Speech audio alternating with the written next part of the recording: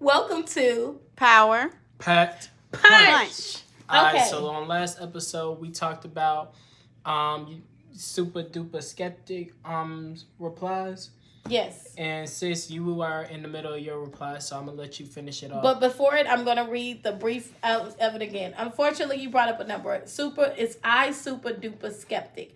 Unfortunately, you brought up a number of irrelevant and useless points in this clip. I haven't exactly seen Kirby has what she said and only can go on what you say her issue is.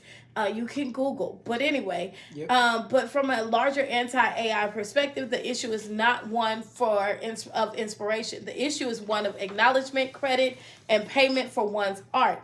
AI overlords are basically taking labor and creativity of hundreds of thousands of artists and acting as if they created it. It's such a colonialist mindset and strategy. It's no different than your Europeans coming over to North America and saying they discovered it and putting claim to it to everything in sight. Okay, so what is your response?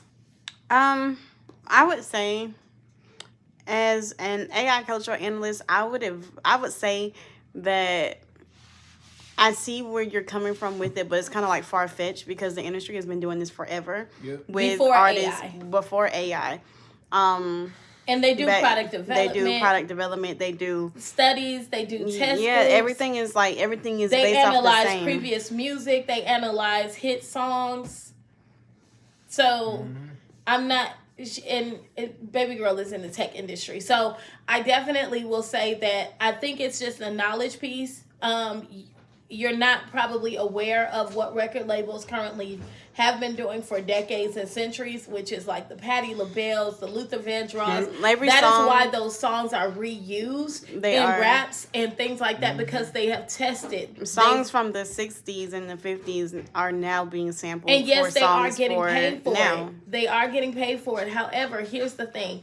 The record labels are able to use so many other songs that are out there as a point of reference. That's music, that's creativity, that's art. Yeah.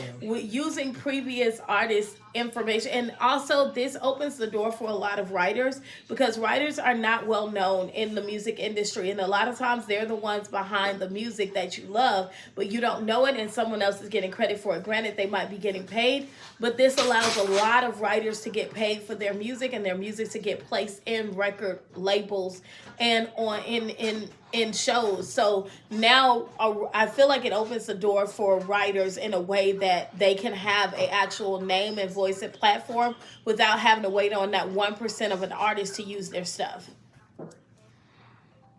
We'll catch